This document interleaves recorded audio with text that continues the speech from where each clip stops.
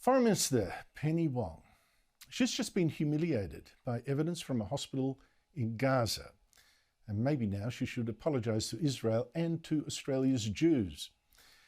And I need to show you this because it helps to expose this appalling failure of leadership from this Albanese government as Jews in this country fear a new Jew hatred. I mean, they're living in fear with Jewish shops tagged, as the Nazis once tagged shops, where Muslim mobs now scream insults and attack Jews outside a synagogue in Jewish Caulfield, when boys are allegedly threatened with murder for showing an Israeli flag, where a man in his 60s cycling in Melbourne's Chapel Street on the weekend when his Israeli flag gets knocked off his bike and punched and kicked. And, of course, when a mob at the Sydney Opera House chants, "Gas the Jews."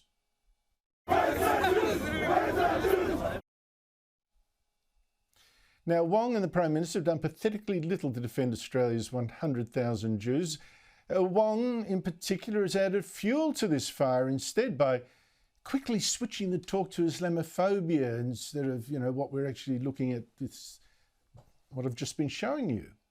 And on Sunday, she effectively accused Israel of war crimes as it fights the Hamas terrorist group that controls Gaza and started this war on October 7 by slaughtering 1,200 Jews and taking 240 hostages, including these, many of them women and children, like these 3 little girls, still in captivity. Wong was furious that Israel was now attacking hospitals in Gaza. I would make this point in relation to hospitals and medical facilities, that international humanitarian law does require the protection of hospitals, of patients and of medical staff. And we do call on Israel to cease the attacking of hospitals. These are facilities protected under international law. Now, even before this evidence I'm going to show you, what Wong was saying there looked extremely stupid. Now, as I showed you last night, Hamas terrorists have really been filmed shooting from these hospitals, and one even has emerged from a hospital carrying a rocket-propelled grenade. See, Hamas really does use these hospitals as military bases. But today, even more embarrassing evidence for the Foreign Minister. Evidence that the hospitals that Wong said Israel must not attack have been used by Hamas to keep its hostages prisoner.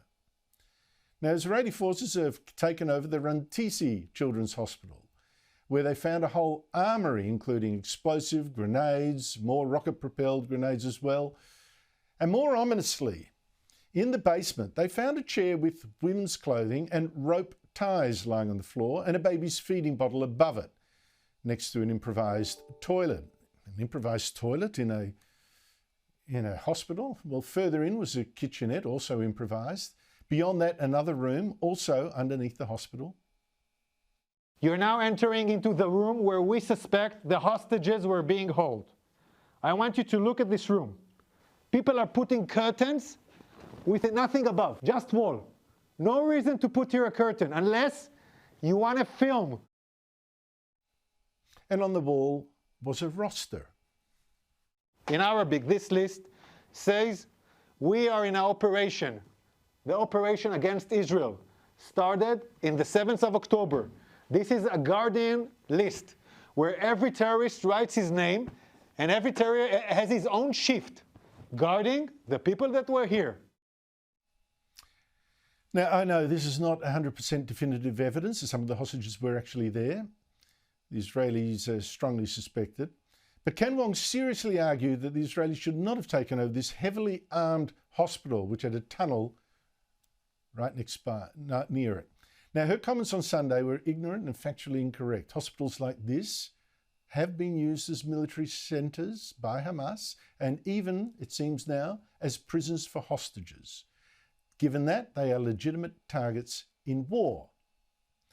But I am sorry to say today that it's not just the Foreign Minister who is helping to demonise Israel by her ignorance and thus make Jews here the target of Jew-hating extremists.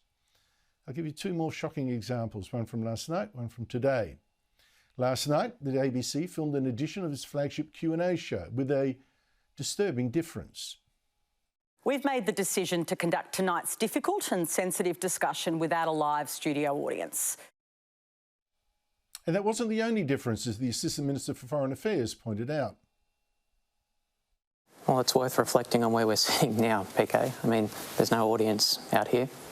There's a very significant police contingent out the front of the public broadcaster in Australia. I've not appeared on Q&A before and had to have security protection out the front. It's deeply concerning that this is the way we have to talk about this issue. Someone on that panel should have made very explicit the conclusion from that. All this security over just the chat show, for heaven's sake, it wasn't because of a fear that a pack of Jews would be running wild and attacking people. Jews are not the threat. Now, you look at the difference between Jewish rallies, peaceful, respectful, and the pro-Palestinian ones, often aggressive. And we are seeing in that a cultural difference that is critical to understanding what's going on here, in my opinion, and also in Israel. And if that wasn't disturbing enough last night, you check the performance on the show by Nasser Mashni, who's president of the Australian Palestinian Advocacy Network, a man who has led chants at protests for the destruction of Israel from the river to the sea.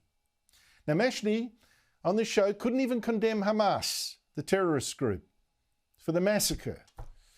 Although he claimed he had before, he wasn't going to go through his performative circus, he said, trying to find where he explicitly did condemn it, nor would he even demand the release of Jewish hostages. The call is for a ceasefire, but there's not a call very often for all of the hostages to be released. Is that a demand that you think needs to be met before that can be considered? Patricia, I think we need to go back to the reality that this is not a 35-day-old conflict. Really.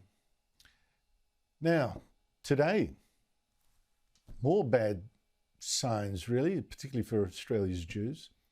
The National Press Club again betrayed its leftist agenda by inviting on Francesca Albanese. Now, she's the United Nations Special Rapporteur for Palestinian human rights and virulently anti-Israeli, as she promptly proved on this show, in this speech, in front of an audience with plenty of people, you know, with that radical chic Palestinian scarf on, that kind of stuff, who then cheered every unhinged insult that Albanese hurled at Israel, like this.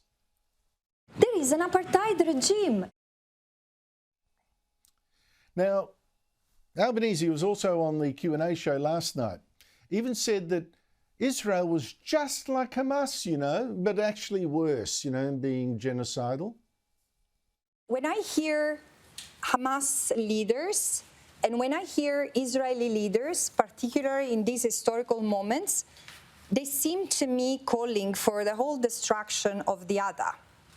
But the difference is that unlike Hamas, what Israel is enforcing that reality. Hamas is not. What a clown. Hamas actually calls for the destruction of Israel and for Jews to be killed, calls for it in its charter, its foundation document. And if it had Israel's weaponry, a nuclear bomb, for instance, it would do to all Israelis what it did to 1,200 of them on October 7. Israel, which does have that weaponry, has most certainly not tried to wipe out Gaza and the Palestinians. It's not in any of its chartered documents. So Albanese there is a poisonous bigot, and it shames the press club that she was invited to speak. Like I said, the ABC had her on last night too. So it's people like these, promoted by our cultural institutions, who are feeding the hatreds that are now unleashed on our Jews in our streets in Australia. Now, serious people who understand how our civilization is under threat here as well, the Western civilization, not just Jews, if they do not speak up, I fear something really terrible could happen here. And the person who should be speaking up the loudest to prevent it is our Prime Minister. Why won't he?